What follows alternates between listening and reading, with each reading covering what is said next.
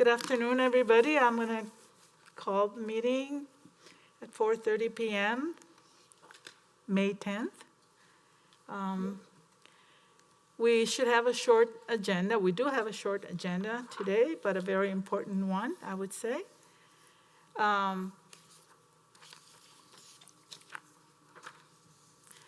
So as I said, I call the meeting to order right now, and the first thing I would like to do is let everybody know that this is National Police Week. And to that effect, I would like to read the proclamation by our mayor, who says the following. Our police employees play an essential role in safeguarding the rights and freedoms of the residents of the city of Fitchburg. Fitchburg desires to honor the valor, service, and dedication of its law enforcement officers. During this special week, we celebrate and acknowledge all law enforcement officers of the Fitchburg Police Department, past and present, who, by their faithful and loyal devotion to their responsibilities, have dedicated service to their community, and in doing so, have established an enduring reputation for preserving the rights and security of all in the community. In addition, on May 15, we honor those law enforcement officers who, through their courageous deeds, have lost their own lives or have become disabled in the performance of duty, and let us recognize and pay respect to the survivors of the fallen heroes. So we pay our respect to all those fallen heroes who pay the ultimate sacrifice. Thank you. No public appearances for non-agenda items today, but we will have elections for president and vice president of the commission. So at this point, I will open nominations for the office of president. Do you want it? Well, I believe that there is some benefit and experience on the Police and Fire Commission, and I think Jeff and Rosa, as our most senior members of the commission, have that experience. That's important to what we do. So I guess I would nominate maybe Jeff for the role of president and see if that is of interest to you, and then Rosa certainly defer to you as well for any position as well. Thank you. Well, let's start with president. Are there any further nominations for president?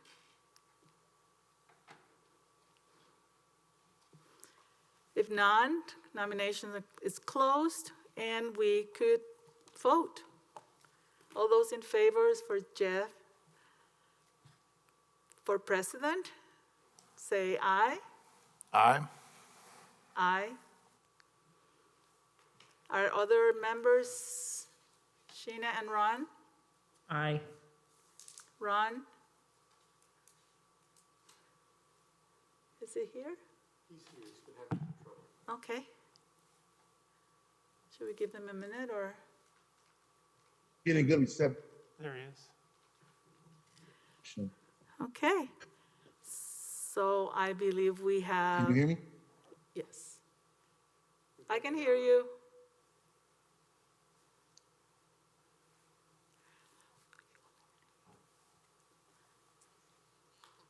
Is he okay? Ron, can you hear us?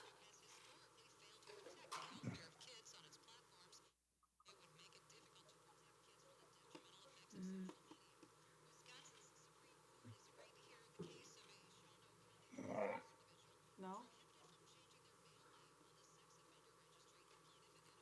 Hey, Ron, did you have a vote for president, yea or nay?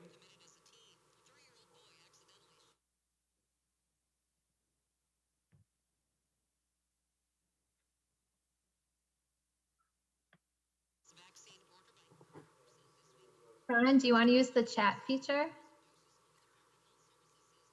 think that.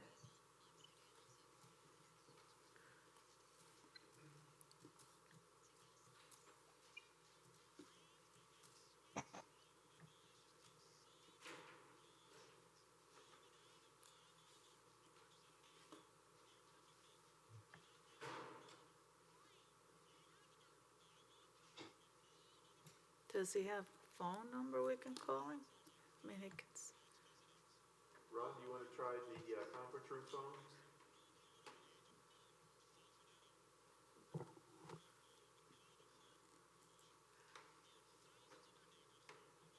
Not seeming to get, should we call him?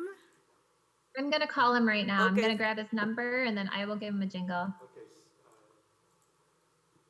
yeah, see if you can, he can't hear anything. I just got word back from him. Yeah, give him, hang on a second, let me look real quick. He may have more success just dialing in on his phone. My phone is. I know, yeah. Hey, Sarah, do you have a phone number on your invite that you can get him to call through Zoom? Okay.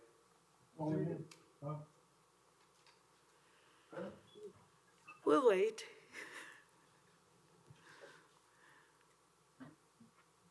Joys of technology. I love it anyway. I guess this isn't the first time It it's went happened to straight, all of us. it went straight to voicemail, unfortunately. So I will try him one more time. Could Sarah text in the number to that?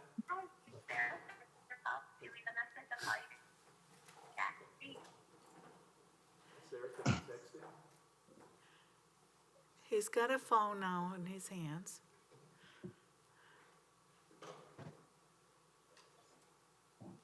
Okay, that's odd. I thought I heard my voicemail running in the background there. Ron, What? your cell phone goes straight to voicemail. So I'm trying to call you on the cell phone. Okay. Oh, I love technology. Oh, he's on, huh? I'll try it again.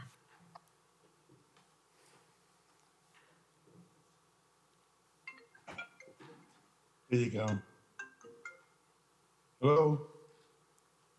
Oh, what's that? Hello? Hello, this is Ron. Hey, Ron, it's Sarah. What I'm gonna do, you wanna call in? Okay. Okay, do you wanna mute on the Zoom? I can hear talking on the Zoom. So do you know how to go down to the bottom there and just the mute? Oh, hit the mute button? Sure.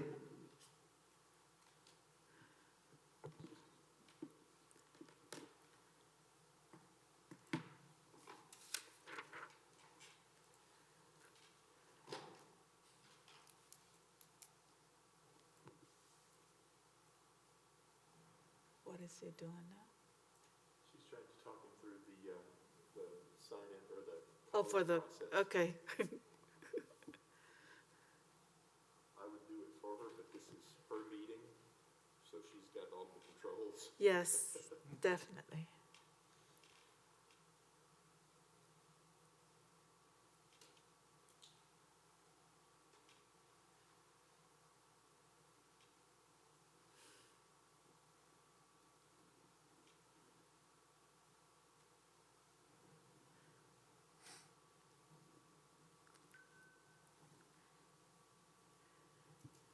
Maybe next time we ask people to just be 5 minutes before the meeting so they can Test. deal with any technical We had stuff. him in a little early, we're trying to get him, And it was, it sounded like it was okay for a couple minutes and then.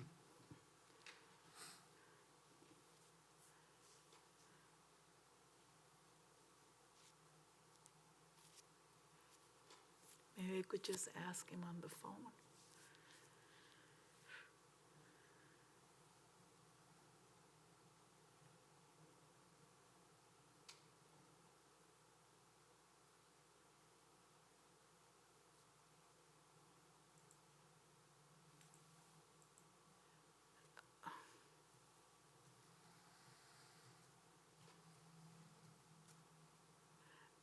Well, I wonder, Sarah? So Yeah? you were able to get a hold of him? Is he trying to get on? He's trying to dial into the actual meeting. So he should be dialing in any minute now. So I gave him the phone number and the access code, and then basically we'll see him, somebody trying to get into the meeting. My whole password isn't though. The password is that access code. Enter your host password followed by the pound sign. 4141699, right? It is 416929. Yes. Your not recognized. Please, a specialist will be with you momentarily. Okay, Why does this we're have to going to happen go a to me? different route. Hey, Ron, do you want to hang up? We're going to have you call the conference phone in the council chambers. So just hang up the Zoom call and then call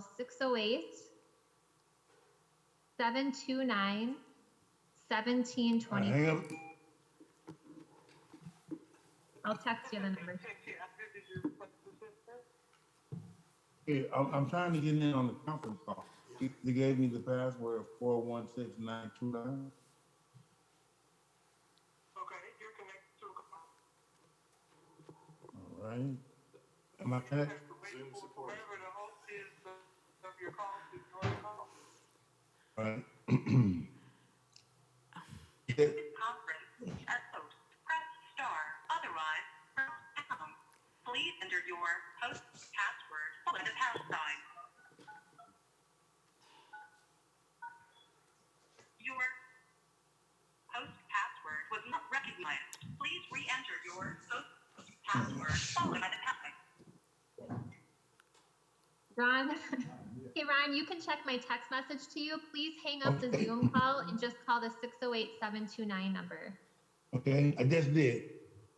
Okay. Zach TV, do you hear the phone ringing? Nope.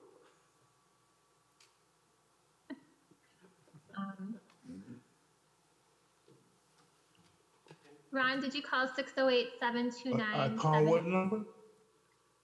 I just texted you to call 608-729-1725. 608-1. 6017. 608-729-1725. 179. No, no. 172, 5. 17. sorry, 1725. Can we call him from One- here? She has. 1725. Wow, what a mess. You got it, 1725. So 608-729-1725.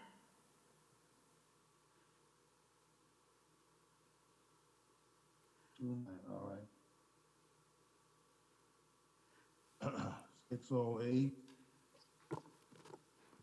129 7 to 9. 1725. The call cannot completed as Working. Damn it. I must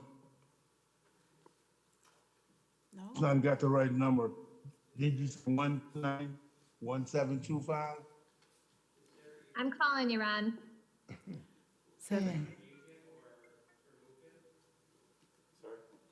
Oh, fine. She's the host. Yeah.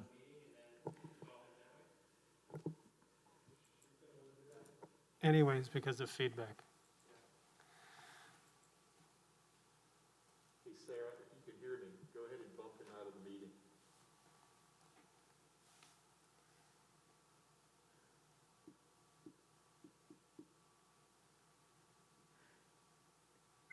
Okay, I just got off the phone with Ron. He's going to be calling the 608-729-1725 number. Okay, go ahead and bump him out of the meeting. Okay, will do.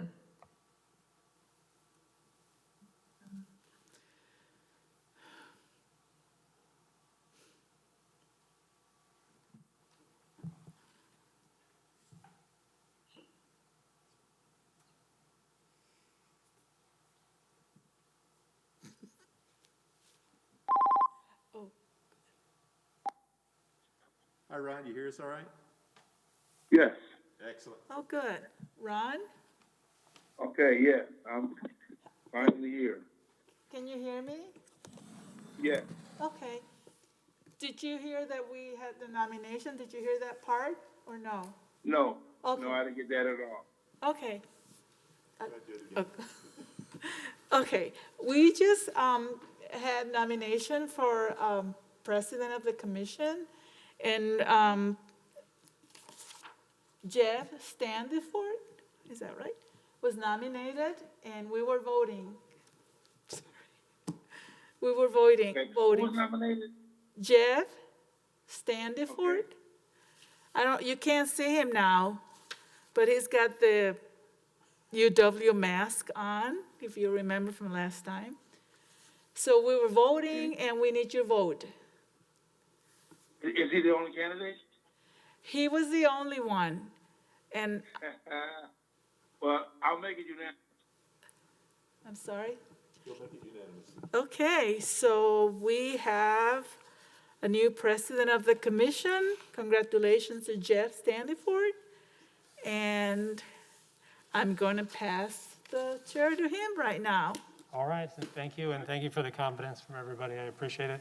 I agree with what you said, Tom. I think that seniority and experience on the commission is a good thing, but I think that also, though, everybody has an equal and honest vote. So, and certainly we've always run it that way here. So I appreciate that, though, and I appreciate you nominating me. So we do need to elect a vice president as well.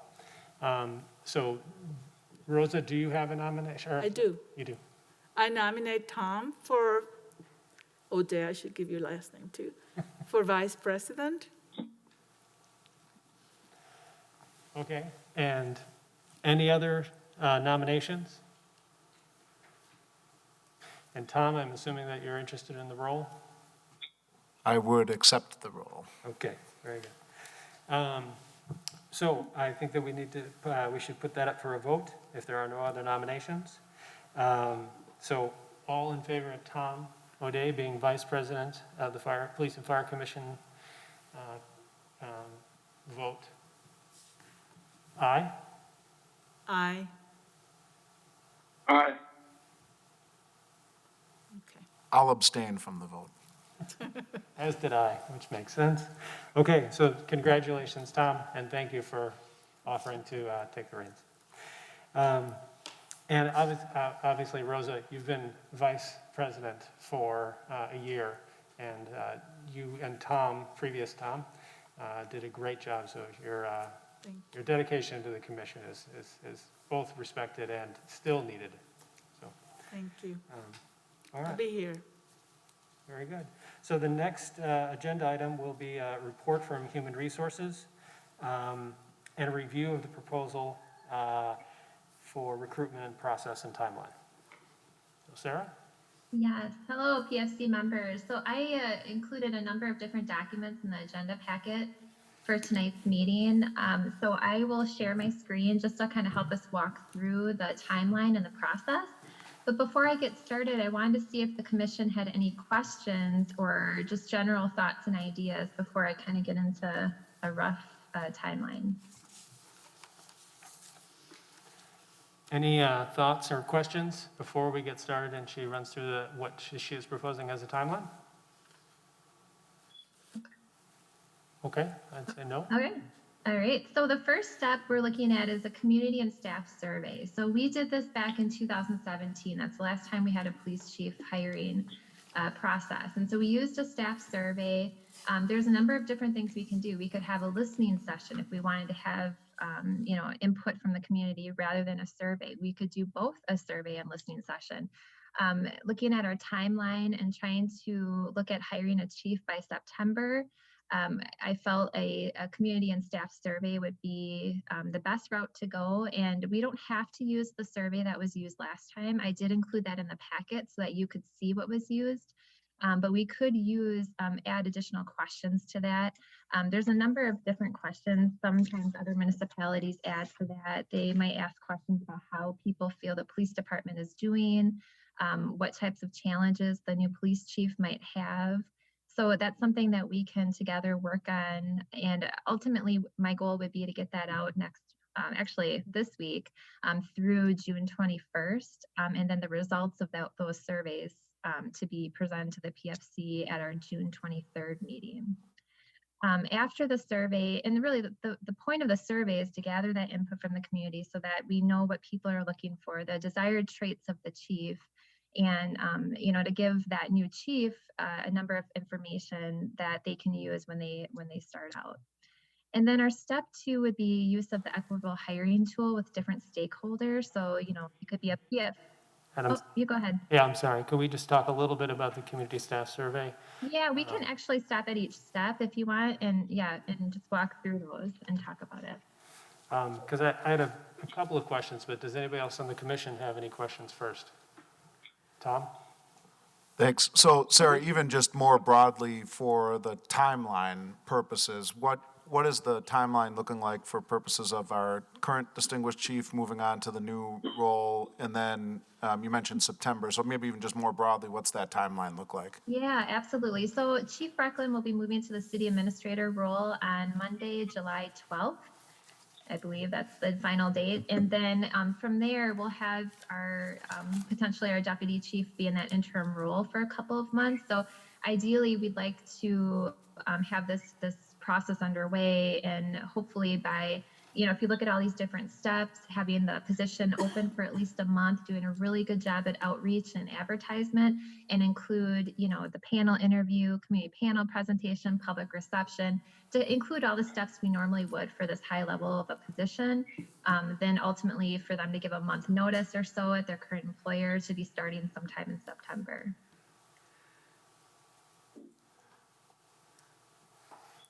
And then a second question, if I may. This step, as you've got it described here, it says both community survey and staff survey. So is there also, are you anticipating a survey of current staff on the police force or a city staff? So this would be a dual survey. So we did this for the city administrator. We called it a community and staff survey, and it's sent to everybody. And then there is a text box in there. People can type different responses. So it's not just a ranking or multiple choice type of survey. We do want to have some narrative in those responses. So this would be sent to not only community members via social media, the Fitchburg Star, but also to our employees through an all staff email. And I guess a follow-up to that is, I guess my question was, how are the general public going to find out about this? So is it mailed to every resident in Fitchburg? Is this something we would put on the website so that people could just fill it out and they could have easy access to it? How would we make it more sort of accessible and digestible to folks? Yeah, so we just did this with city administrator, and what we did is we did have paper surveys available at the front lobby of City Hall for those that didn't have the computer access. And then we did have a link to the survey on our website. We also included it on a Facebook post, Twitter. So we use multiple methods. Fitchburg Star had a article on the staff survey and a link to it as well. So we try to really make sure we cast it out and people know that it's available and that they can take it. It's a SurveyMonkey survey as well. And our IT department helps us out with getting it on our website. Okay.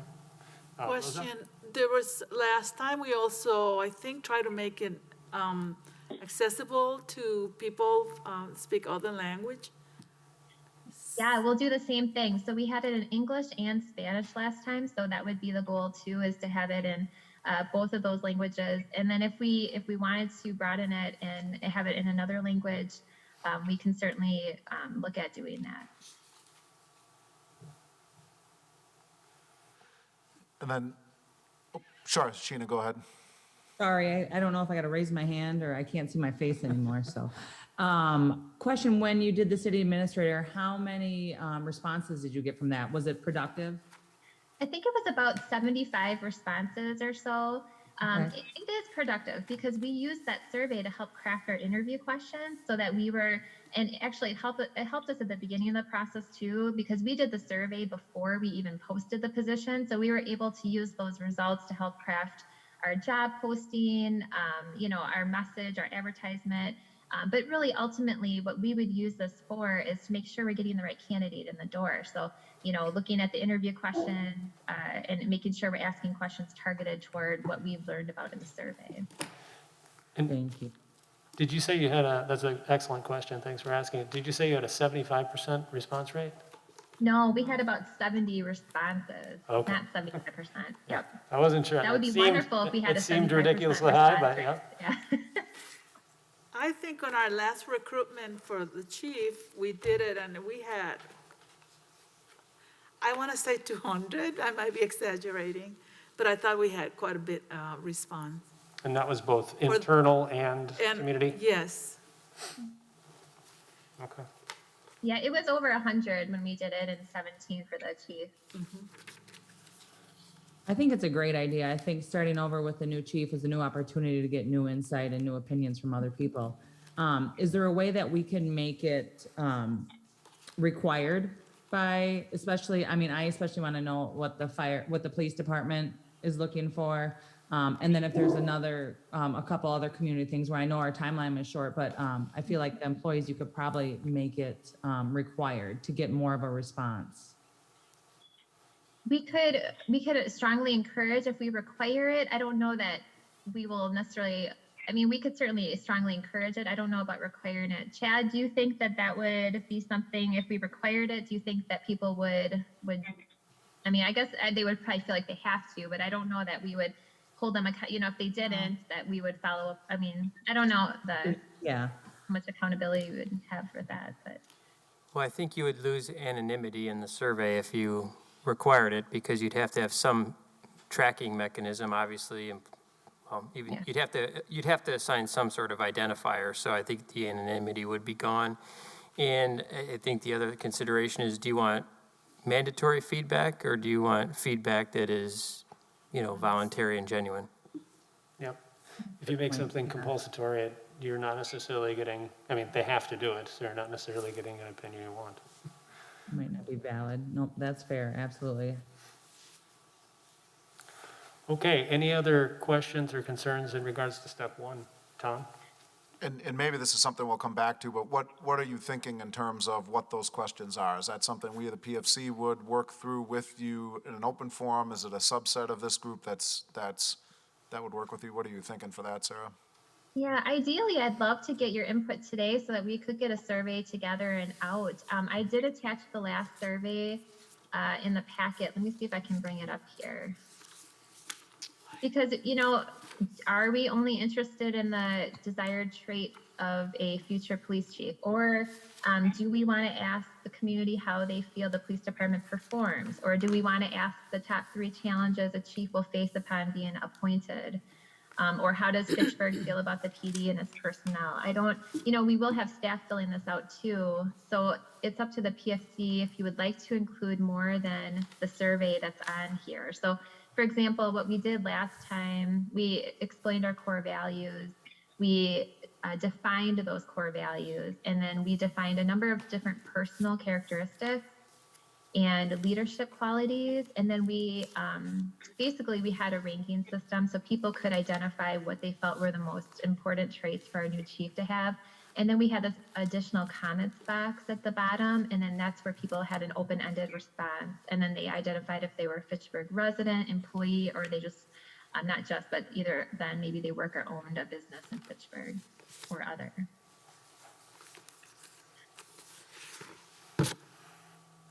Does the PFC feel strongly about asking additional questions, or ideally, are you looking only to hear from the community and staff on the types of traits that they would really like to see in a new chief? I guess I personally don't know that we need to ask other questions and sort of intermix that with the qualities that we're looking for in the chief. I guess that's what I would think and put forth.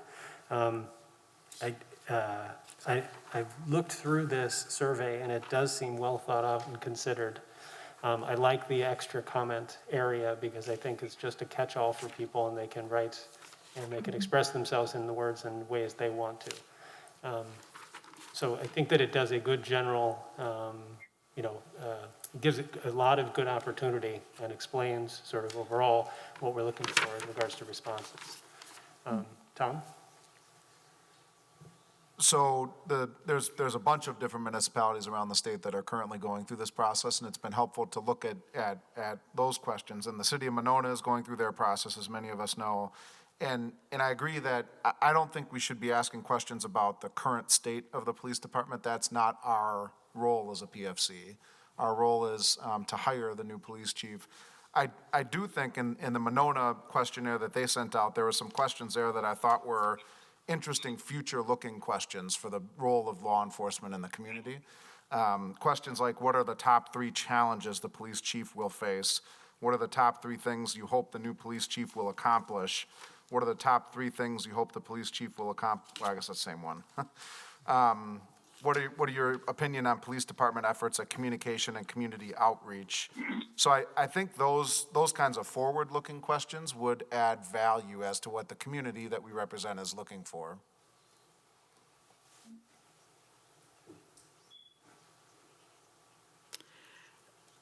Just, What I can do is I can add some forward thinking types of questions and then route it to the PFC. And as long as everyone doesn't respond back to each other, we won't have that walking quorum issue. But that would be one way that we could communicate. So you can just pick up the phone and call me and we can walk through it. Or we have a PFC meeting next week, Wednesday. So I could actually just bring a draft of the survey to the PFC meeting and then we can talk about it there as well. I like that idea better. I think that it can be a formal agenda item. I think we can discuss it, and that way, even if people want to come and they want to have comment on that, they can come and they can do that. But I think that's the most transparent way to do it. Okay. Perfect.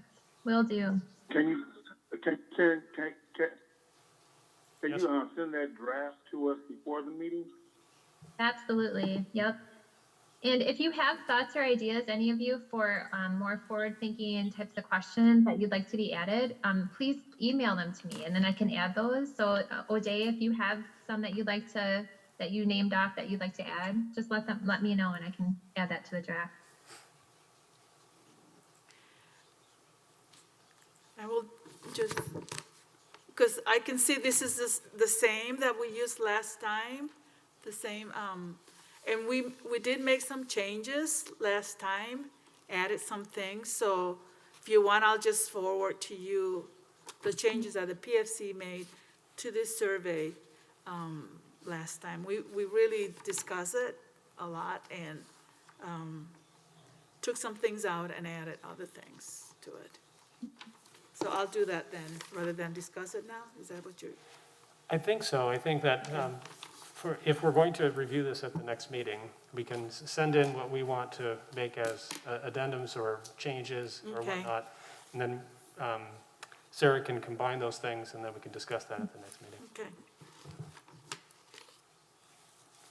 Perfect. All right. So then we'll go on to step 2 here. So step 2 is using the Equitable hiring tool. So this is a really neat tool that I got from the city of Madison. I used to use it when I worked there, and we used it for the city administrator. And it's really pulling in a number of different people to be part of a process, to look at the recruitment in total through an equity lens. So, you picture, you could have a PFC member, you could have a community council member, or a community member, a council member, a police employee, or even a member of our Fitchburg Diversity and Inclusion Employee Resource Group. So we look at everything from places we're advertising to, what our job posting says, the description of duties, the qualifications. So it would be recommendations from the tool, from the meeting, the people in the meeting, and then brought to the PFC for recommendation. So that would be something I would be looking at trying to pull together already next week with a group that the team would identify. And I can take you to the tool so you could have an idea of what it looks like. It kind of just walks you through making sure that you're having a diverse group of people around the table to look at the job description, understanding what's available in the community, what are the demographics of police chiefs right now, and me basically facilitating this tool. And to give you an example of some of the things that came out of the city administrator, we identified new places to recruit. We identified, we updated the qualifications. So there were things before that were required that didn't make a lot of sense. And we didn't need, for example, someone that had a city administrator background. Someone with high level, senior level management experience could be a city administrator. So that was one big change that we made. there's a number of different things that we look at. And then we infused all of that in throughout the job description, the job posting, and in our interview questions, along with the survey results. So that would be one of my recommendations, is to use that tool. And again, that would be sometime next week with a group that the PFC approves for us to get together. Thoughts and considerations on that? Tom? So I assume that the city took diversity and inclusion into account in 2017 when we hired the last police chief? We did. I would think so. So I wasn't here. We This did. was before my time, but Rosa, Yes. I'm sure that was a consideration, but I can't speak to that. And this equitable hiring tool is very, very helpful and very good, but the way I view it as best practices that I suspect are already incorporated into the city of Fitchburg hiring practices. And Sarah, you mentioned that you've already used this tool for purposes of the city administrator role. I would trust HR, you, Sarah, and whomever you work with to have that equitable lens and use these kinds of best practices in the process as we go through the process. And similarly, we would to use these best practices. I wouldn't want this step in the process to hold up movement toward getting the police chief on staff as soon as possible. How would that happen? Why would this hold that? I mean, what's Yeah, I guess that's what I was going to ask Yeah. the same question, which is, so the way that the timeline reads, if this wasn't in fact done next week, first of all, I don't know a lot about this tool, but I did read through it, and it seems like a very good method of sort of making sure that you have all your bases covered, right? So I think that's great. But if this really did happen next week, could we discuss this or the results of this at the next meeting? And sort of, would it be that quick of a turnaround so that we could discuss the results and incorporate those things directly into it if there were things in there we thought were useful? Mm-hmm. So that would be something, we would potentially, it depends on the availability. And I remember, Human Resources does have a good eye on, what are best practices in recruitment to make sure that we're diversifying and we're really casting a wide net when we post positions. But myself as not a diverse member, there's a lot of value in including people because you have differing opinions and voices in the process. There's a lot of value in that. So that's why I added that step there. So while HR does know best practices, it's a really great practice when you can include more people around the table to help look at different things that we're doing through that equity lens.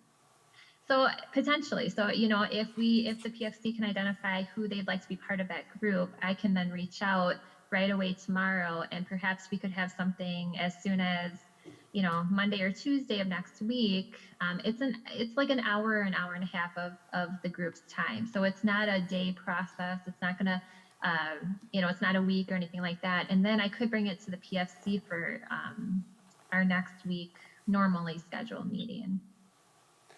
Yeah, my 2 cents is that if in fact it's not going to slow down the process, it seems like a useful tool. I think everybody has bias, and it seems like it's a good thing to get a group, even external entities, bringing in from HR and all over to just sort of put it through the ringer and exercise it. But I tend to agree, though, I would like it done in a timely manner so that we're not slowing the process down. Well, I don't want to rush through this process just because I think it's important that we do the best we can to hire the best chief that we can, just like we did last time. So if this is something that's going to help us in finding the best person and follow best practices, I just think we should spend the time doing it and doing it right. Mm-hmm. And I guess that's well said. And to Tom's point, though, we do obviously put a lot of stock, Sarah, in the HR department, and it's right in our bylaws that we depend upon you guys to guide us essentially. And you're telling us you think this is a good tool to use in this. And I guess if we can have that group get together and it's timely, I'd say it seems like we have consensus, at least amongst us three, that it seems like it would be good to do. And, you know, a PFC member could be on that so that you could see kind of how it works and how we run through it and see the value, or see if you think it's valuable at the end of it. So if one of you feel it would be great to be on this, I welcome your interest and can certainly get you scheduled. It would probably be like an hour or so, or hour and a half, early next week, so Monday or Tuesday. Well, I will volunteer unless there's someone else that wants to volunteer. So Rosa, you would like to I participate? would, but I bet Sheena and Ron, if they're interested, that would give them an opportunity to jump right in if they want to. Otherwise, I'm available, Okay. Sheena or Ron, and you too, Tom. Thank you. No, I think I I'll think this pass on tool, I think this, another thing it does, it also promotes transparency, and it doesn't put everything onto just a particular group. And I think this is, I'm excited about this tool. I think this is a good thing to have in this process, because it is very important. Rose, I agree with you, and not to rush it. I too would love to be a part of this, but Rosa, I think you going there and being a part of the previous hiring process, I think if you were to go, I know you would share your input and opinion with us as well. So I'm okay with, as curious as I am to be a part of it, I'm okay with getting past this time, because I think I'll have another opportunity to do this. okay. Should we put this to a vote that we want to use this tool? I don't know that we need to if we're just going to go with whatever HR. Okay, everybody's shaking their head no. So to that end, it sounds like Rosa, thank you for volunteering to be a part of that. And as Sarah said, though, the PFC can have input in regards to other participants in this. Do we want to do that, or do we want to just allow HR to make those choices because they have a good perspective on this? Anybody have opinions on that? Participants on this panel? Yes, exactly. And do you Outside of a PFC member. Oh, do you have those people already, or no? So I have not reached out, but I do have a number of different ideas and thoughts. I mean, we have a whole diversity inclusion employee resource group of employees that would love to be, you know, at least one person to be part of it. We could reach out to someone in our police department to have them be part of it. We have plenty of community members that have helped us out and have a lot of interest in the police department. So my role would be to make sure we have a good diverse group with varying perspectives, part of that team. So I can certainly come up with some individuals for sure. Okay, I'm fine with that. all right. Yep. Excellent. Yeah. And then the next step would be the advertisement. So this is our application period when we're accepting applications. So we hope to have this posted by May 24th. And so we'll keep it open for at least a month. And following that is the step 3. So HR will screen for minimum qualifications. So if you look back at the job posting, I'm going to actually share my screen so we can look back at the 2017 job posting. Sarah? Yeah. Yep. The advertisement application period that I sent you an email and I don't see it right now, but I listened to Monona, their sessions, and they also included Native Americans, and I think I sent you with the... Yes, you did. I didn't get a chance to update the advertisement list, but we'll look at that too. I want to bring that up for everyone to look at, just to make sure we haven't forgotten a agency. Because I look but at I our can list definitely and add that we don't have recommendation. any. Okay.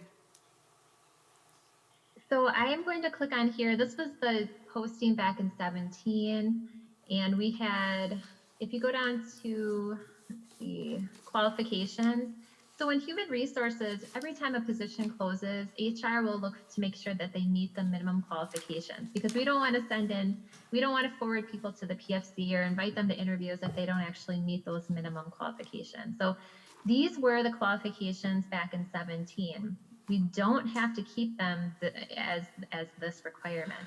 So a bachelor's degree in criminal justice, business, public administration, or related field, a master's degree was preferred. We did require that they were graduates of the FBI National Academy, Southern Police Institute, or Northwestern School of Staff and Command. We require 10 years of progressively responsible municipal law enforcement experience with a minimum of 5 years at a command level involving supervisory and administrative, and then 5 years of experience in just administration with it planning, budgeting, and leadership required. So HR, what I'll do is I will screen whatever qualifications we end up finalizing. I will screen to make sure that they meet those minimums. So it's very clear. It's a clear process. But then from there, what we're going to want to do is come up with a group to actually look at all of the applicants who meet those minimum qualifications and decide who comes in for an interview to bring to the PFC for approval. So I'm going to go back up to the timeline here so that we can just go through that. So if we look back at where step 3 is, I mentioned objective benchmarks for application and supplemental question review to be used to determine the most qualified candidates to recommend to the PFC for interviews. So let's pretend we get, I think last time we had about 22 applicants, and I think we only brought in 10 for interviews. At the time, we did have a small group that decided who those 10 people would be to recommend to the PFC. My goal would be to make sure we have some objective benchmarks so that we know why we're recommending these, for example, 10 people in for the first panel interviews. My recommendation, the benchmarks themselves, I would actually bring these to the PFC for review so that you could look to see what this group would be using to determine who comes in for first interviews. And then I kind of put a little suggestion for who would be involved at this point. Of course I would be involved at this point, but you could have our acting city administrator. You could have our command staff if they're not applicants. That would include our administrative services manager, our lieutenants, our deputy police chief. We could use our union president, or even our chair of public safety committee. So I do envision like 3 to 4 people being part of this process. What are your thoughts on that? I just have a comment on something when you talk about the qualifications, and I'm going to bring this up because Tom wanted to bring this up regarding the so the person should have completed the FBI or the Northwestern School. And the issue that was brought up was that we might lose some good candidates that don't have that schools completed, but that they could, once hired, they could complete the schools. I don't feel strongly one way or the other. I'm probably lean more towards having completed the schools, but it's an issue that was brought up before, and I know Tom wanted to bring it up again this time. So one of the things we can do is we can actually have on there that that's preferred but not required, because then when I screen for minimum qualifications, I'm not screening out people that don't have that, that haven't graduated from those areas. That way, then when we look at those applications and we apply those benchmarks, we can give more credit for those who have that, so that ultimately they do rise to the top, and those are the ones you see for the first interviews, but at least that doesn't bar them completely from moving forward in the process or not even applying. Tom? I read on there somewhere I read that people would have 12 months to complete a certification. That was, I'll bring up the job posting. I believe that was a different certification here. Oh, okay. No, 1 second, let me confirm, Ron. It was, they had 12 months to be certified as a law enforcement officer, not 12 months to have graduated from the FBI National Academy or one of the other schools. Okay. How long does those academies take? Chad? Usually about 10 weeks. About 10 weeks, okay. Yeah. One other option you may want to list there, I was just thinking of, is Wisconsin Command College. That's affiliated with the UW extension, and also includes the certified public manager component to it. Okay. Will do. Jeff? So how does the PFC feel about viewing these objective benchmarks for the application scoring and the supplemental questions before the group actually does it, so that you're on board with what exactly we're going through and looking at with the application, so that when they come to you for approval, you understand kind of the methodology there of who you're seeing and why? So one last thought, going back to the command college and Northwestern School. I mean, I think throughout this whole process, I'd love to have Chief Brecklin share his thoughts and advice and guidance, because I think you have that most relevant experience and knowledge base. Not that, we as the PFC will make the decision, of course, but your guidance and advice to me is extremely valuable. So I'd love to hear your thoughts on that as either a requirement or a preference for a minimum qualification for our candidates. Are you referring specifically to those advanced trainings? Right. FBI and the Northwest. Well, I think it depends. I sent the link to the Wisconsin Law Enforcement Command College to Sarah, just so she can take a look at that and she could share that out to the commission. That's about a six-week program that's specific to the state of Wisconsin. The other 3 programs are national programs, 2 of which are hosted by colleges, one being Northwestern University in Evanston, and the Southern Police Institute is at Louisville in Kentucky. And then the FBI National Academy is obviously hosted by the FBI out in Quantico, Virginia. So from my understanding, the 3 programs, the FBI and the 2 university-based programs, are about 10 weeks in length. So they're considerably longer than the command college. They also have more, obviously, of a national and or international component to them, particularly when you're talking about the FBI National Academy.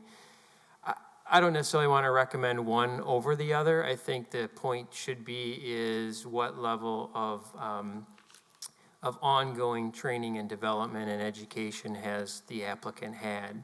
And, whether or not they've had one of these 3 or 4 courses does not necessarily indicate, they are, perhaps better than any other candidate, but it may be a piece of the puzzle, the qualifications puzzle for the PFC to utilize as to what that candidate's ongoing training and development and education has been through the course of their career. And that's helpful. I mean, to me, the skills you develop, both soft skills and hard skills, I assume at these kinds of training programs would be important. I like the idea of that as a minimum requirement of the position. I guess I'd be open to the idea of them maybe adding on the Wisconsin-specific training program that's based out of the UW Extension, because that obviously has value as well. But I like the idea. I agree, continuing education, someone who's investing in their education that leads to their profession, and it seems like these programs are the venue and vehicle to do that. Now, obviously, I will just add one bit of caveat to that. They all have a cost to them, and different agencies had different abilities to not only pay the financial cost, but also the personnel cost, and that having somebody gone for that length of time. So I think it's important for the commission to consider that in each applicant's background, where they may be coming from an agency perspective, that may have differing opportunities for one of those training opportunities as well.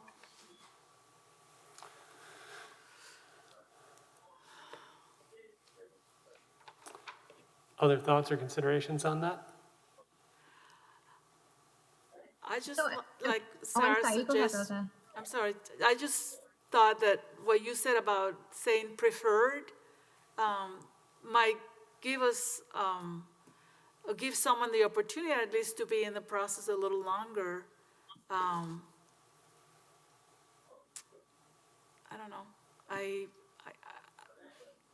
like the idea of someone having the training and the experience and being able to start from day one, because then we don't have to have that gap there. But I would hate to exclude someone that could be good too. So, These days, we're not getting a lot of candidates. Monona had 4, they lost 2, and so they only have 2 that they'll be choosing from today. So the pool has been shrinking, so. And Sheena, did you have a comment? I value Chief Breckland's opinion on this, and I think if he says that this is somewhere, a certification, I know you're not sponsoring it, but if you say that this is a valuable resource that would benefit a police chief, I think having it as a preferred, or if there's some other verbiage you can use, I think I think we should do so.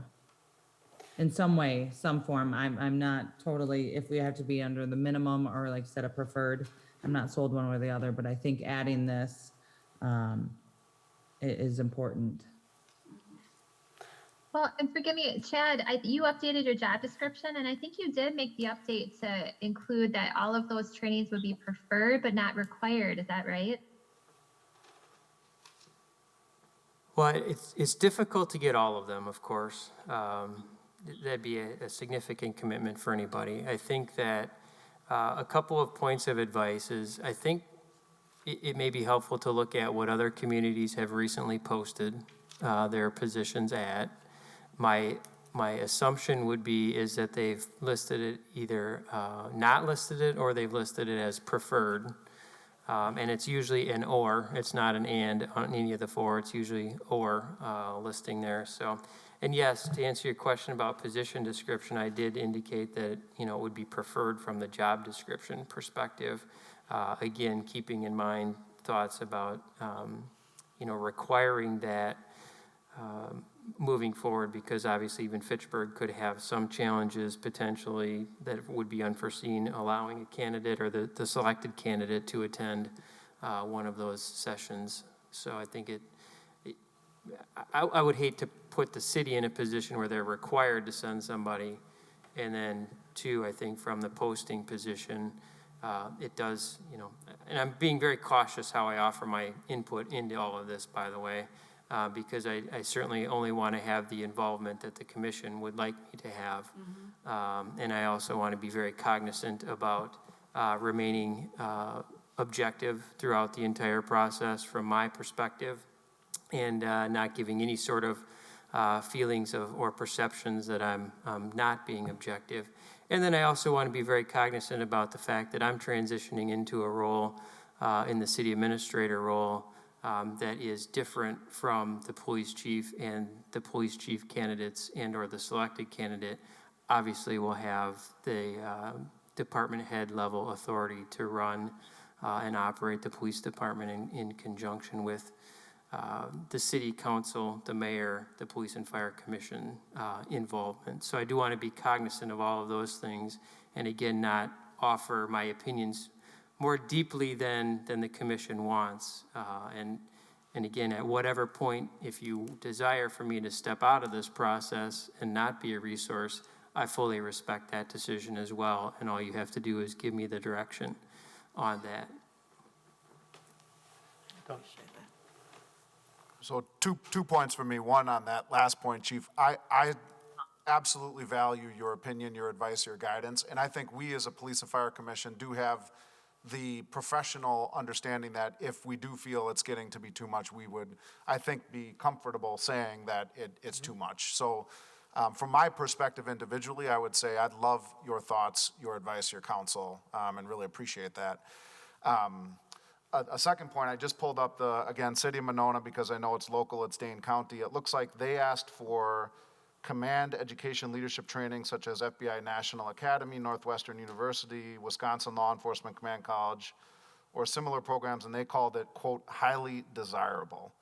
So maybe that's, language we could parrot for our job description. Yep, and I guess I was going to come down on something like that, preferred or highly desirable. I think both of those terms would be sufficient for what we were. I like the idea of parroting them. I do think that continuing education shows dedication and professional dedication and to the obviously to the policing profession.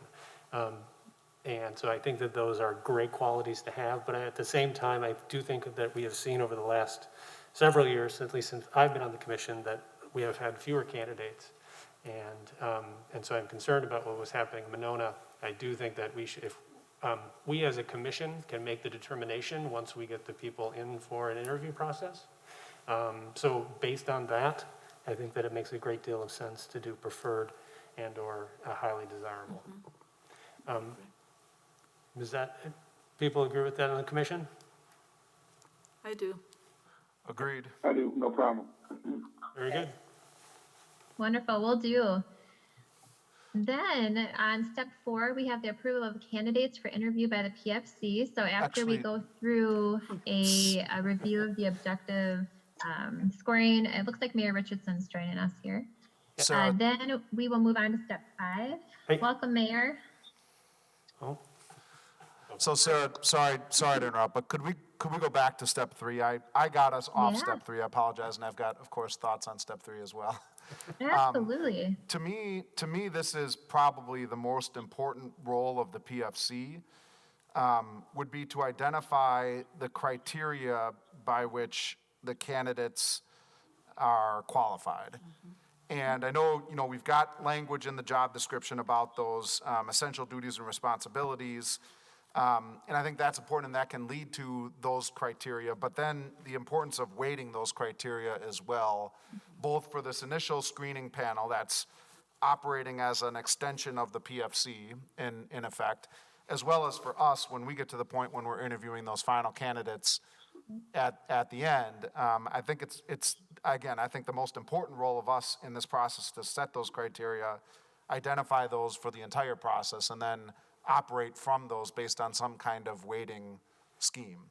And I'm curious if that's something that was in effect in practice in 2017, and or if it was part of the city administrative process as well. Yeah, so absolutely. Actually, I have here on Wednesday, June 23rd, that's when I'm hoping the PFC can reconvene. That's when we would actually look at the survey results, and then the PFC would basically, I can provide a draft, but then you can go through and look at what those objective benchmarks for the application screening and the supplemental question review would be. You can even help determine them, of course, and approve those. So the goal is that the PFC would have a handle on all of that, including interview questions later on. So if you look on the shared screen, I put some bullets on additional PFC special meetings using the timeline that I put together. We're looking at having 4 special meetings outside of our regularly scheduled meetings.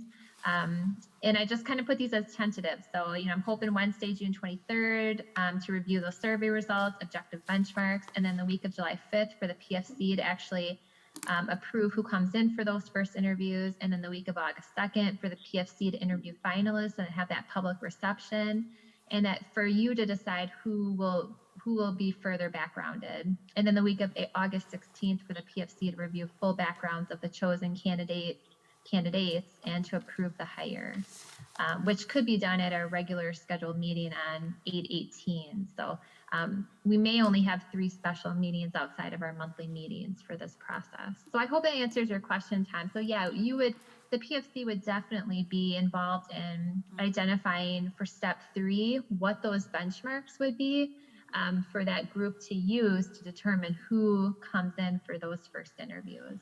And I guess just so that I'm clear, and I guess everybody else is, the process would really be the minimal qualifications would be done by the HR group, just to see if they get in the door.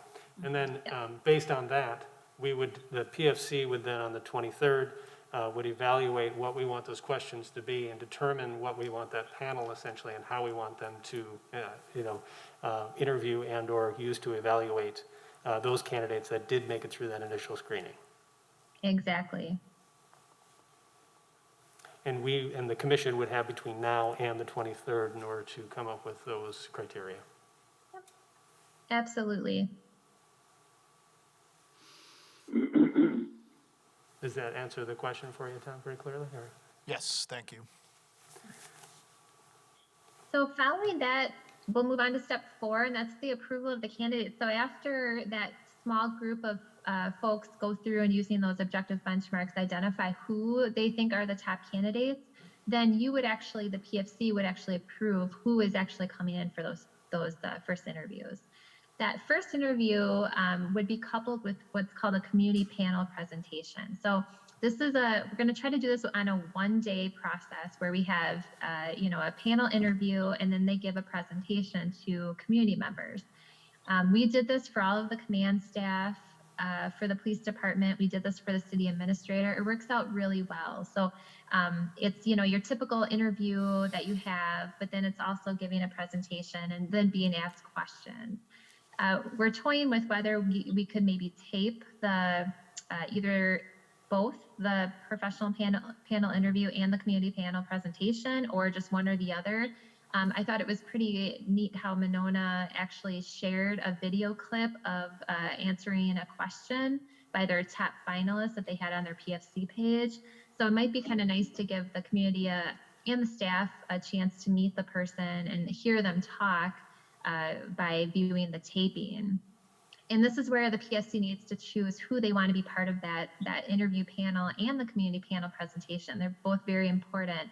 So I just listed a number of different recommendations, and really the PFC has the ability to approve any of these. I included the union president, which I don't know was included last time, and this is for our police department to have a voice as well and be part of the hiring process, and I think that's really important. So I just wanted to throw that out there.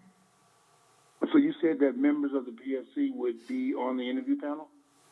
So you're actually the second interview. So the first panel interviews is there are other, a police chief from a neighboring community members.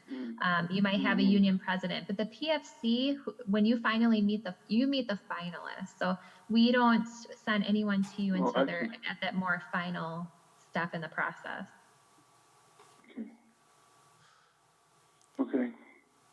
So are you talking like Monona had two, well, the ones I watched, there were two interviews or presentations of the chief, and Madison had some too. Is this before the screening, the final screening of the candidates, or? So this helps us figure out who our finalists are. So we need to bring them in for an interview and to give a community panel presentation so we know who are the finalists that we want to. So for example, for city administrator, we brought in we had 4 people. We actually went through our first panel interviews. We had 12 people actually, forgive me, but it was a phone interview process. And then we had actual face-to-face and community panel presentations. That was with 4. So it was a slightly different process. It's almost like there's an additional step because we had the phone interviews, whereas PFC doesn't. So I mean, think of this as your first step, and the PFC does the second step, the second interviews, with only those that are the top, the finalists, basically. So Sarah, how many people would you expect would get through 2-step 5, roughly? I know, it depends on Yeah, so that's pretend we're looking at 17. I mean, we had almost 25 people apply. We invited, we had 10 or so that were approved to actually come in and interview. So we had about, potentially, hopefully we have, 6 to 10 people. That's probably pretty hefty. Maybe we have about 6 people that are invited to the first panel interview and the community panel presentation. And from there, we may have 2 or 3 that we are very serious about, that we want to have come in for PFC interviews, to have a meeting with the mayor, to have a city tour, and have our public reception. So we wouldn't put, 6 to 10 people through that final process. It would only be our finalists. Now, in this step 5, you have council president or designee? Mm-hmm. That's just a suggestion. So, I mean, that isn't something that we have to do. It's just, if you look at this list, it's almost like we're trying to involve as many people from different areas of the city, right? So, you've got your city administrator, you've got community members, you've got your union president. So this is really up for, suggestions. Typically, we're looking for at least 5 people to be on the first panel interviews, and then about 5 people to be on the community panel presentation. So we're looking for about 10 people to help us out that day. So Sarah, that I think the list looks good to me. I like the idea of the chair of the Public Safety Committee, just given that we, the PFC, have a somewhat limited role with respect to the police department. The Personnel and Public Safety Committees of the City Council certainly have an important role as well. So I think there's value in having the chair of the Public Safety Committee, whoever that is at the time. I like the idea of the union president, just to be someone who can aggregate the desire of the staff. So I like that suggestion. The one category I don't see here that I think would be valuable would be businesses in Fitchburg. As users of the service of law enforcement, I think it'd be important to have a member of the business community on that first panel to offer that perspective as well. Yep, absolutely. Question, I need to have some clarification here. So you would have, let's say 6 or 7 candidates before the finalists that will come, and they will be in this panel with this members, this group here, and they will be answering questions. Okay, those questions you will submit to the panel, or who came up with the questions for that? Yeah, panel? so we don't have the interview questions set yet. So that would be something for the PFC to approve. So you'll approve all the interview questions, and the benchmarks for those. So that's something else that we'll have to look at in another meeting. So at this point, panel. it's a very formal interview. Consider it you applied for a position, you're having that first interview. And then right after that, they will go and they will be given a topic, and they will give a presentation on that topic to community members. And again, we're only looking for about 5 for each process. So 5 community members for the community panel presentation, and 5 people to be on the panel for the first interview. Yeah, and then so the idea would be the PFC would come up with those initial questions and that initial process, I guess. The members of the panels would actually execute that, and then we would have a ranking system for this. We've used this in other methods, or in other situations. I believe then in step 6, we would actually take that information in those rankings, have that conversation about the finalists, and which ones we wanted to be the finalists, correct? And you would also be able to meet with them in a closed session. So you're actually going to have a opportunity to be with those finalists in a closed session to basically interview them. So the PFC will be able to come up with their own questions. We did this with the city administrator. We had a council interview with the finalists, and it was more informal. So it wasn't, your standard, here's 10 questions and you have to ask these 10 questions. It was, we did have a couple of canned questions, but for the most part, the questions were the same for each, but it was a less formal process. Where it was really more getting to know that candidate, that finalist. I have a question on this. I'm still on step 5. Okay. Okay, so there'll be the panel, there'll be the applicants, and there's these questions. You're saying we come up with those questions. I'm asking the community input, because I was, and again, I'm referring back to Monona and Madison, because the community had submitted questions that they wanted the candidates to address. Would this be the time to have that input? If we wanted to get question ideas from the community, we'll want to ask that in the community survey, the community and staff survey that we send out. That might be why we ask more overarching questions about, what challenges they see in the community. That's where we can draft some of our interview questions. So when we put that draft together, when all of you send me ideas of different questions you think the community and staff survey should include, that's where we can draw our questions from. If you're looking to ask questions the community wants you to ask. Otherwise, we do have questions that we used back in 17, and we have brand new questions that we can ask as well that HR can draft and present to the PFC for consideration. So Sarah, one thing I thought was really valuable for the city administrator process was the event that we held here in the city council chambers where the mayor was moderating questions and a discussion, and then you opened it up to questions from the public who attended. It was both virtual and in person. Are you envisioning something like that as either step 5 or step 6? Yeah, that's right in step 6. So it's at the very end there. It says and public reception. So absolutely. That's a chance for the community to attend as well and ask some of those questions. So, we can use our questions, the questions either, kind of modify from 17 and add new ones to that, and then invite the public to attend the public reception to provide and ask questions that they may have. So yeah, absolutely. At step 6, that we have quite a few things that we'd like for the finalists to do. But aside from meeting with you, the PEP is a personality assessment, a meeting with the mayor, and a city tour and the public reception. The reason we do the personality assessment is we do that for all of our police employees, or our sworn police employees. So we're trying to make sure that whatever we have our police officers go through, that we'd like to make sure our police chief goes through. Mayor Richardson, you have your hand up? Yes, thanks for letting me speak and join in. I just wanted to say anything that you would like me to help out with, I'm happy to help out with. Looking at the steps here, it's very similar to the steps we use for the city administrator, which works extremely well. Sarah has been fantastic throughout that whole process, and I know is going to be for this as well.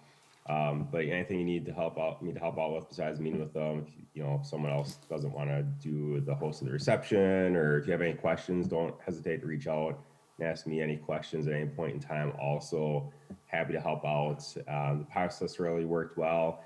I really found it valuable having so many different people involved in different steps, because we got that feedback from them and it was pretty clear there's a consensus, and it really kind of gave me some peace of mind when all these different steps, we kept having the same person at the top and the same person at the top, and we ended up with, as you know, a great candidate, which is why you have to now go through this process. Not sorry. Thanks, though. Just one question. I'm stuck on step 5. So once they complete this step, there's going to be a selection process there? I mean, let's say 7 start in step 5. After they go through this interview, there's going to be a selection process, and then we'll have 2 or 3 for our final interview?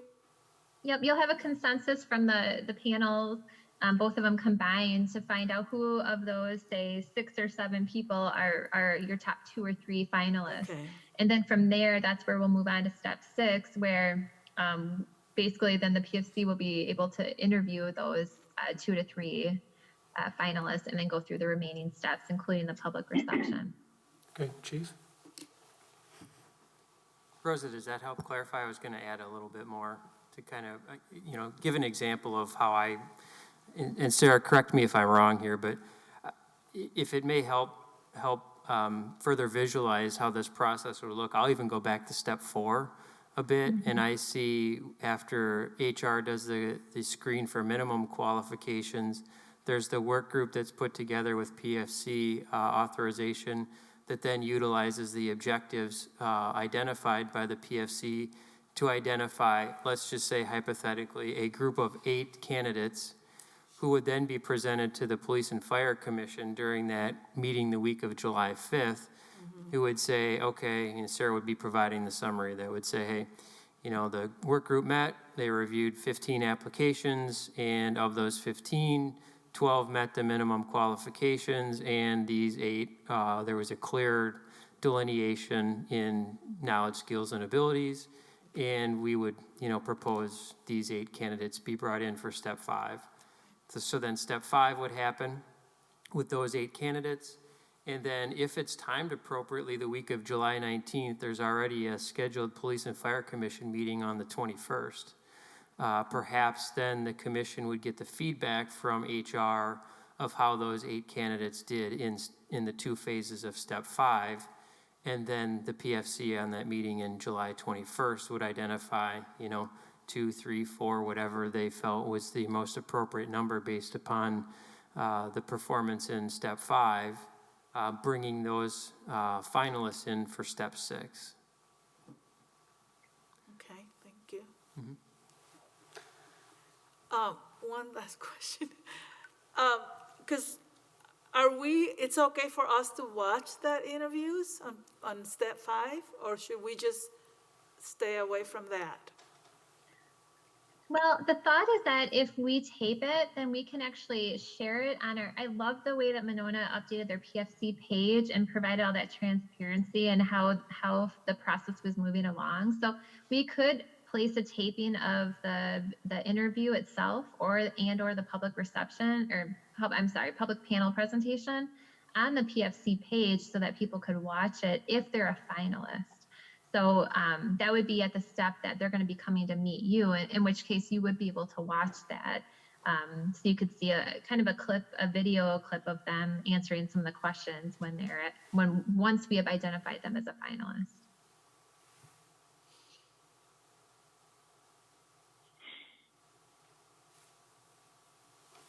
Yes. Okay, any other further questions about that step? All right, on to 6. Alrighty, and then and 6 again is the PFC interviews with the finalists in closed session, the personality assessment, meet with the mayor, a city tour, and a public reception. So, we'll want to figure out, how we want to moderate the public reception. Is it the president of the PFC? Is it the mayor? Who would we like to be involved in that? And the interview questions for you to ask as well. Do you want to have 2 or so canned questions for each candidate and then kind of go from there? So we'll be able to talk about that.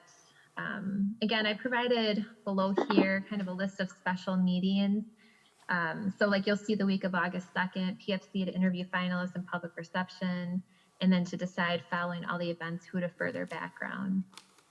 I'm gonna go back up to step 6 here. Any questions about step 6? And do you want to talk about the public reception a little bit? Yeah, I guess, can you flesh that out a little bit for us? I'm sorry, can you repeat that? Can you flesh out the public reception? Oh, sure, yeah. So what we did for administrator, we invited them to this public reception where, anyone was invited. We had to, of course, maintain social distancing due to COVID. But, we had a pretty good, I would say a good turnout for COVID. We had maybe about 30 or 35 people that showed up. And we gave the questions ahead of time to the candidates so that they knew what questions to expect, except at the very end, we did ask them some surprise questions because we had some extra time, and we did have some surprise questions. But the questions were timed to ensure that everybody had the opportunity to ask a question or answer the question. So we'd want to make sure we identified whether they get 3 minutes per question. We asked 4 different questions because we had 4 different finalists, and we started with a different finalist each time to give the opportunity for everyone to go first at one point. So, it's really a chance for the public to see who the finalists are and be able to attend, meet them face-to-face after the whole Q&A session, and ask any questions that they may have. Tom? Well, and I attended that community forum or whatever it was called for the city administrators. And again, I thought the process was wonderful. It really offered a lot of insight into the candidates. It offered an option for the community to give feedback and ask questions, which I think is extremely valuable. And I thought the mayor did a wonderful job. And to the extent that, the mayor would be interested and has offered to help this evening, to the extent that he'd be interested in moderating again, I think that would be important. It's the PFC's decision to make this hire, but the mayor and the council, certainly have input, and we would value that. And I think the role of mayor as the moderator in that forum makes sense. I have a question when you. Sure, go ahead. Okay, so step 6, because I remember we would be interviewing the candidates that, I think it was the same day, I can't remember, maybe not. So we're talking about 2 separate, and step 6, there's a day that we're interviewing candidates, And then you're talking about this forum on the same day, later that day, or? Yeah, the goal would be that it would be a one-day process so that they could interview with the PFC, get the personality assessment done, meet with the mayor, have a city tour, and then end with a public reception. I realize it's a lot to cram into a day. We're trying to be cognizant of summer and the fact that people, less days, the better for them to have to take off of work or travel. We don't know where are these candidates may be coming from. But then, you'll have to meet a separate meeting the week of August 2nd to actually decide then after all of the events, after the public reception, after the PFC closed meeting interviews, who you would like to further background and move forward with. And it may be one or two people. It might not be just one person. It might be nobody. That's something we need to make sure we're aware of too, that we're not just hiring to hire, that we need to make sure we're hiring the best person for the position. And if we go through all of these steps and we don't feel like we have the right person, then we don't want to rush into just hiring somebody. So it could be that, and hopefully that doesn't happen, but that might happen. And we will have to make sure that we all collectively decide, or the PFC decides, that we don't want to just hire to fill. We want to make sure we hire the right person. I think last time I missed the meeting with the mayor and the public reception because we were so busy with the interviews and making sure that we were prepared. And there might be something useful for us too at those meetings. So I don't know if it can be scheduled in a way that we could also, if we want to, we could attend.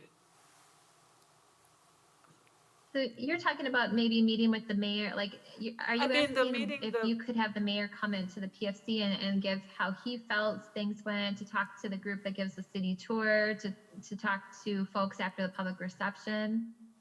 Is that what you're asking, Rosa? Well, because I think I know they have the tour, the meeting with the mayor, the public reception, I can't even remember. Mm-hmm. If I attended, because after the interviews, you're just so, I don't remember attending it, period. So. Well, and we want everyone to be, like, we're not going to hold a public reception during a time where the PFC isn't available. Like, the goal would be that we would schedule all of these different things.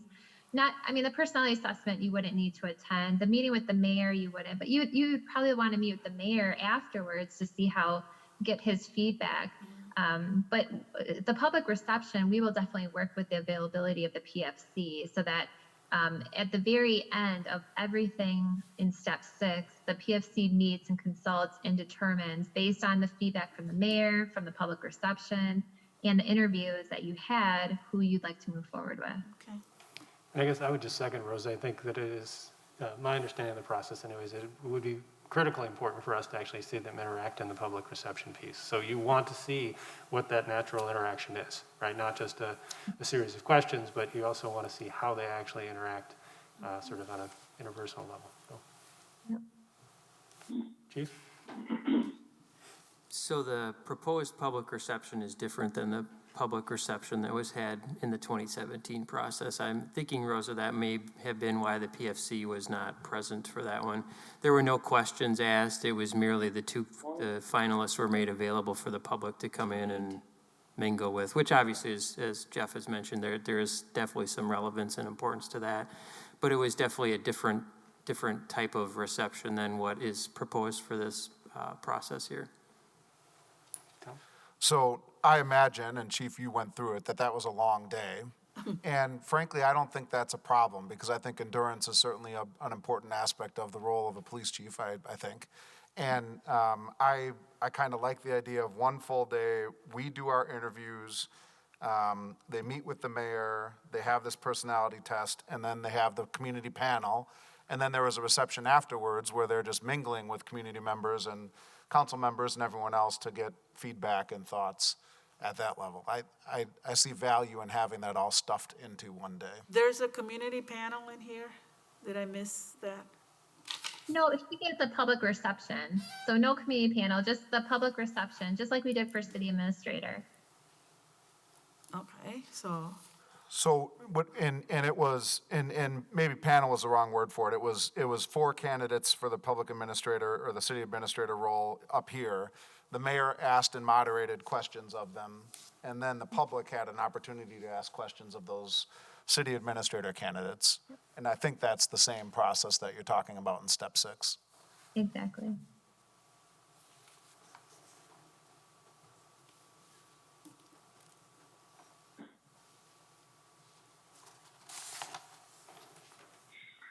Any other questions about step 6? Okay, so then step 7 would be the PFC to approve the hire in closed session, of course. That would be the week of August 16th. And then we'll be able to make a conditional offer of employment and have them go through a physical, psychological, and a drug screen. And we would be looking at, by the time all of that's done and they give notice, tentative start date of the week of September 13th. So that is our goal.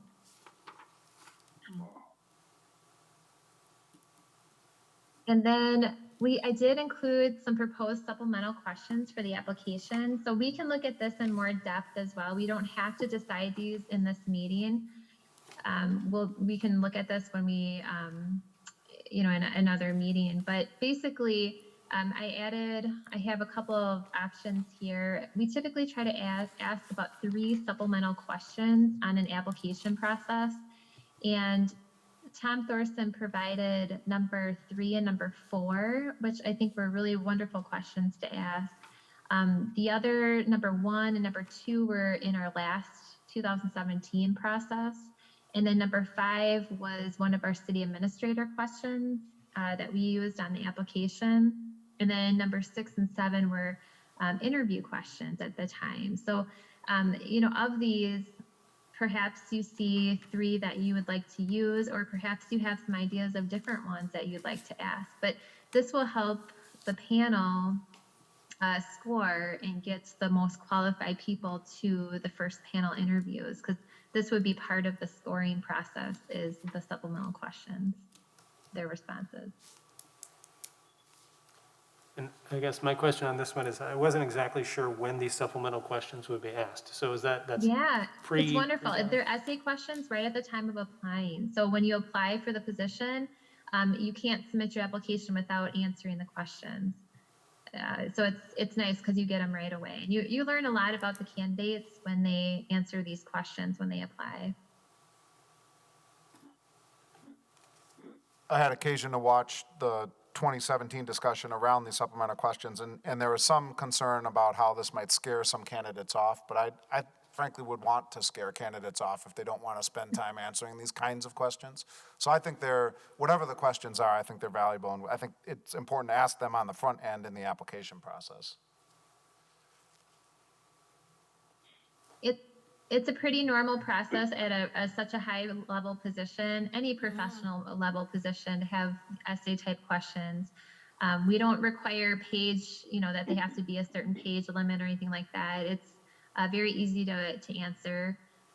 So it's something pretty normal that we do for a number of our positions here. And I guess just a follow up, which is, so these aren't part of the minimal qualifications, obviously, because they're not really objective, but there's something you would use in the evaluation of who to pass on. Then when individuals that did make it through that initial screening that included these questions, would we have access to that as part of the packet and part of the process? Yes? Yep, absolutely.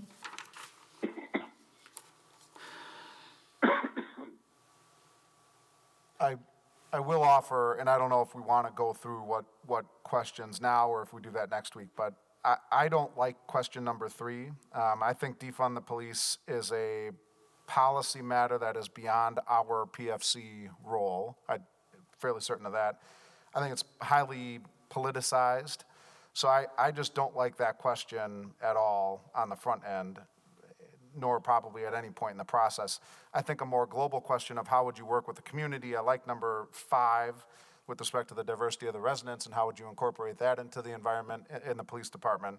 But I just don't like number 3 in that specific, very narrow issue of defunding the police. Okay.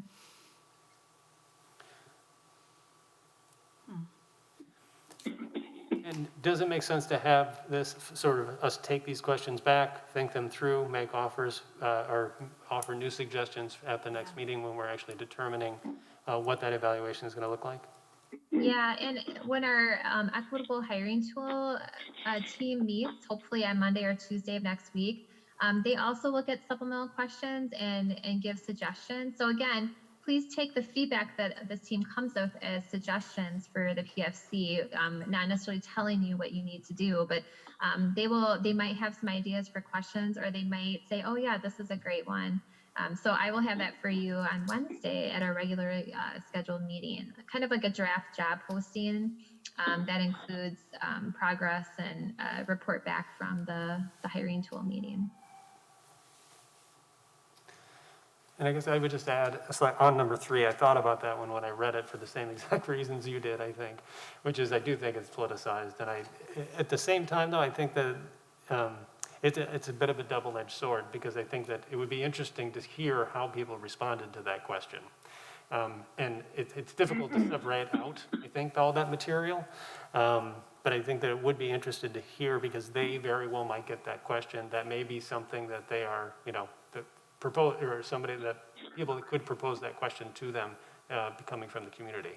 So it would be interesting from our perspective to know how they were going to respond. It speaks somewhat to level-headedness, to how they interact and how they perceive themselves and how others would perceive them. Less so than about the actual question itself. Could someone read the question, please? Question number You 3. bet. What is your response to calls to defund the police, and how do you respond to both the public and your officers who may be asking how to answer this proposal? Yeah, powerfully loaded question, huh? Yep. I would hate not to have a question that reflects exactly what we're going through in the nation with regards to the police, the issues with police brutality, with police accountability.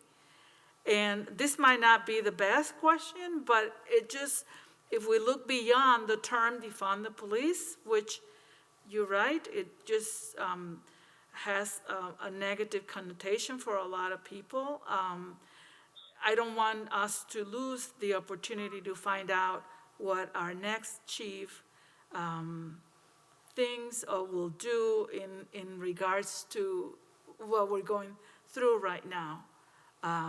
What we've been going through forever, and it's now out in the open. I think we owe it to the officers and the community to make sure that these are issues that are addressed.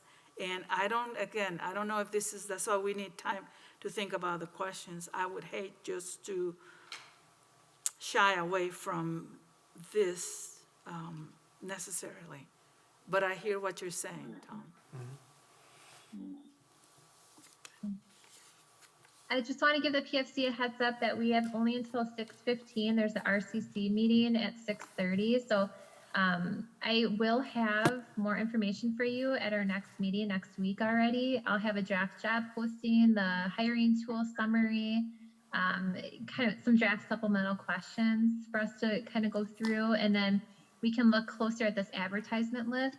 Rosa, you had given me the name of, I believe it was Indian Country News to add to that, so I will add that as a spot. But we tried to make sure we included not only local agencies, but for sure our police industry specific association sites, in schools and others. So there's a lot of places we're going to put this position up. So please, if you see any that are missing, please let me know. Any questions at all about the timeline and process? Do you feel like anything's missing, or there's something that you would really like for us to consider? Oh, there's a lot. Thank you, Sarah. That's pretty thorough. Thanks for all the work behind it. Yep, I fully agree. I guess I would just say that while the process itself and the steps are sort of outlined and it's great, not all the details are exactly hammered out yet. So obviously generating questions, looking at the minimum qualifications for next meeting, and then coming up with the panel interview questions down the road, and then obviously our interview questions when we come to that point. So those elements aren't set in stone, but obviously I think the process itself, we went through it pretty thoroughly, and it seems like it's well laid out. Perfect. Thank you. Okay. Any other questions about the process, the proposed recruitment process and timeline? Okay. Next item is you're going to ask for an authorization to begin the process? Yep. Okay. So I think that we've gone through the process pretty thoroughly, and I guess I think that we should put this to a vote. So maybe make a proposal to put this to a vote, to approve and start the process. I'll move to approve the process that was discussed today. Second. Okay, and so moved. And again, thank you very much for all your hard work, Sarah. It's Thank you. Absolutely. I'm looking forward to working with all of you. Yep. And, okay. And then last item is adjournment, unless somebody else has something. I have a question. Are we starting at 5? Was that decided from now on? We'll start meeting at 5 or? I think we have to vote on that yet. So I know that members, I think we wanted to change the meeting time to 5 o'clock on our monthly Wednesday meeting. But I think, Rosa, I believe we have to vote on that at our next meeting, and then we can officially change that, but I could be wrong there. So next meeting is at 4:30. Yeah, next meeting is next week, Wednesday at 4:30. Okay. I think we'll probably put that on the agenda to actually address that next week. Exactly. And then I just Tom Thorson sent an email. He was asking for an announcement. The Dane County Park is working on providing COVID vaccines at the Lucier Farm on this Thursday. They're the Pfizer vaccines, and they'll have their second dose June 3rd. So I just wanted to make sure to pass that on, that there's a COVID vaccination clinic this Thursday, and that's 11 a.m. to 7 p.m. Which vaccine? Pfizer. I'm sorry, what's the question? We did. We voted for the authorization to begin the process. Moved. Take the vote. Oh, yes, we do, actually, by Robert's rules, yes, we do. So, excellent point. We need to acknowledge that we had a formal approval, both a first and a second. So we should take a formal vote on authorizing to begin the police chief recruitment. So, if everybody would vote and say aye. All those in favor? I'm in favor. Annie? Aye. Yes. Aye. And Sheena? Aye. She's waving her hand. Okay. All right, so moved. And I think that's the last item, so we can move to adjournment. Move to adjourn. Yes. Second. Very good. Thank you, everybody. Thank you. Bye-bye.